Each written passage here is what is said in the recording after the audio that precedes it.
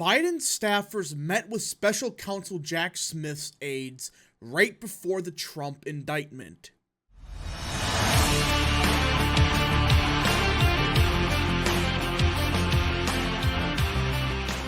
What is up, people of the internet? It is me, Real American, back again with a new video. Today, it is time that we talk about the Trump indictments. Because everyone, we had a bombshell article drop just a few hours ago from the New York Post, which states that Biden staffers met with the special counsel Jack Smith's aides right before the Trump indictment dropped. That is right, everyone. Biden people that are in the Biden White House, met with the aides of the guy that indicted Trump twice. What does this tell you about the current state of these totally legitimate indictments? Now, before we continue with today's video, I hope you enjoy these type of videos. If you do, smash the like button down below, subscribe, share with your friends, hit that little bell, follow the social media accounts in the description down below, and of course, join the channel today. Guys, just for $1 a month, you can join Real American. This is the best way to support the daily content that we all know and love. So I hope and recommend you join the channel today. Alright, everybody. So, again, this is allegedly from the New York Post about this entire situation. So I'm not saying that it's 100%, but it seems very real.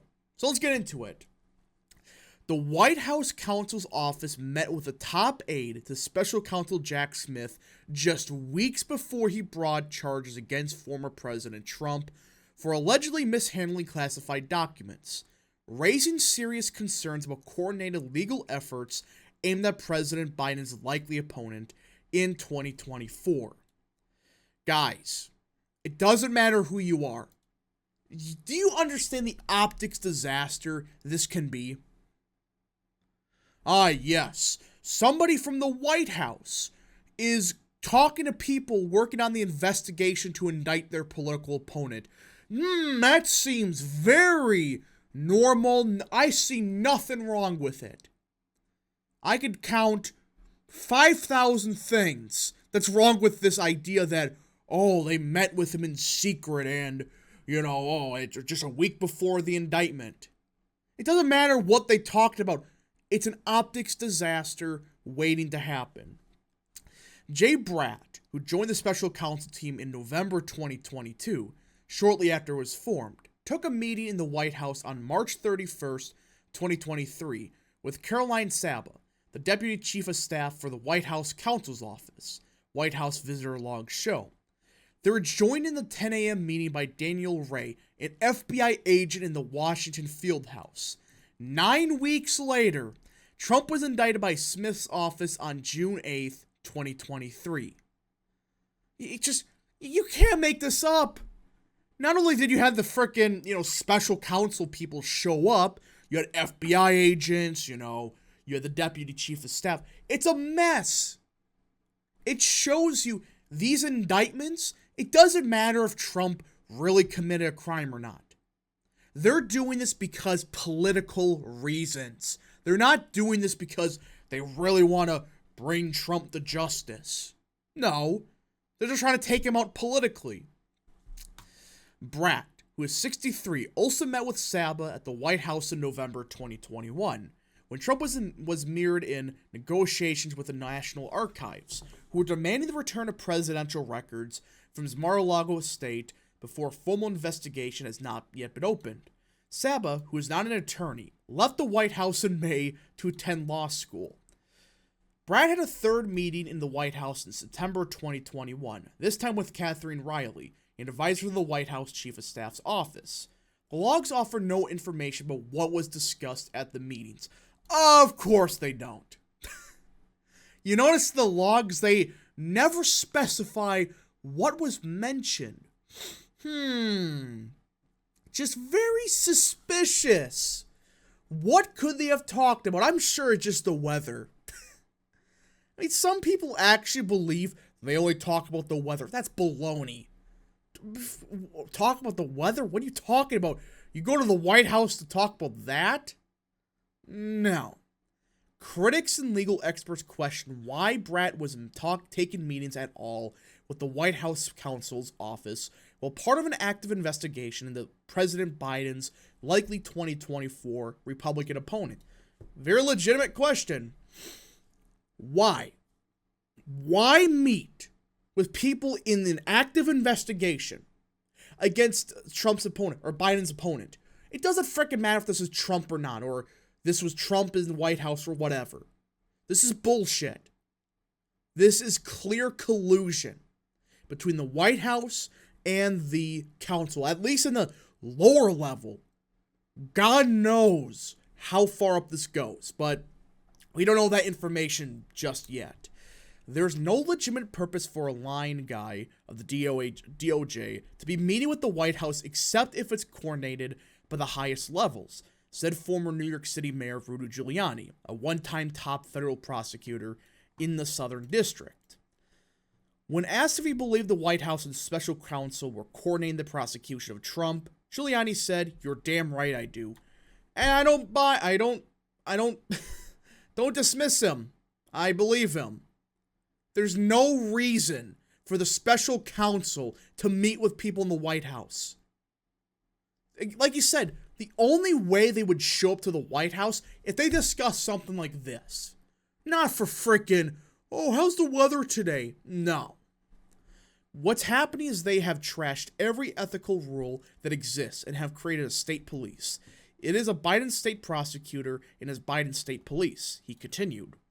The former mayor, who represented Trump during special counsel Robert Mueller's 2018 probe of Russia interference in the 2016 election, was also indicted last week in Fulton County, Georgia, in connection with attempts to overturn the 2020 election. George Washington University law professor Jonathan Turley, who, mind you, he is not some Trump guy.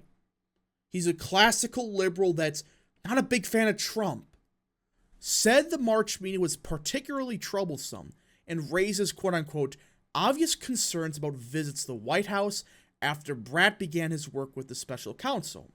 There is no reason why the Justice Department should not be able to confirm whether this meeting was related to the ongoing investigation or concerned some other matter, he said. And the fact the logs just disappeared, what do you think they talked about? Put two and two together. Peter Carr, a spokesman for the special counsel, said Brat was at the White House for a case-related interview, but declined to comment further. And there you go. It was clearly related to the case. What do you mean you gotta interview somebody in the White House? The FBI, of course, declined the comment. A person with knowledge of the 2023 visit insisted that it was an interview of a career official who was also working at the White House during the Trump administration. The same individual said the 2021 visits were national security related. But you just keep looking at this, and it doesn't matter if they were frickin' part of the investigation. It's not a good look for people in the White House to be directly communicating with people in a special counsel that is in particularly going after the political opponent of the president. Why do people think nobody believes the Justice Department, the FBI, CIA, any of these agencies? Because of crap like this. They're not doing this to bring Trump to justice. They're doing this to take him out politically. It is absolutely frustrating that even many people on the right, they still, oh, Trump did something bad. Oh, this is the end of Blumph. It's like, why are you celebrating this? This opens a Pandora's box that once it's open, it's not just going to magically close shut. If they can go after a former president and openly meet in the White House about it, do you think they're just going to stop at Trump? They're going to go after, let's say Trump gets taken out. Then they go after DeSantis. Then they go after Mike Pence. They go after everybody. They're going to find bullshit on everyone. That's the reason that these DeSimps on Twitter who, again, not talking about old DeSantis supporters. When I say DeSimps, I'm talking about the idiots running DeSantis' campaign. You morons seriously believe they're just going to stop at Trump.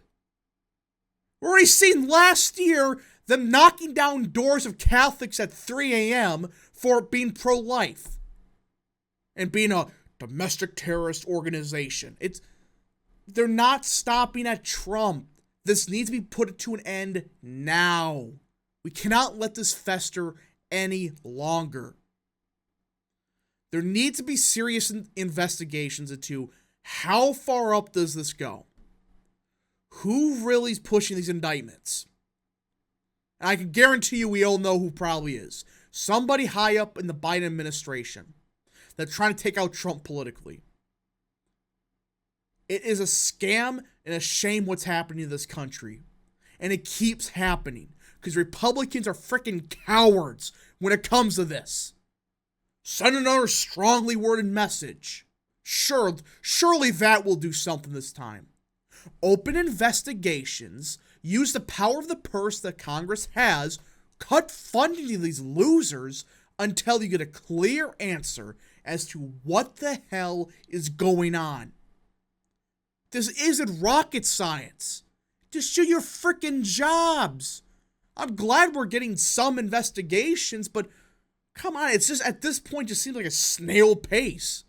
And more stuff is coming out daily about these indictments, meetings with people in the White House, coordination with people from DC to the woman in Georgia about indict Trump now. It just continues. And it's frustrating. The Republican Party in the House or Congress, I should say, they're doing more than say what would happen if Paul Ryan was involved, but that's not really saying much. Do full-blown investigations, subpoena everyone to get to the bottom of what the hell is really going on here. Anyways, folks, thank you so much for watching.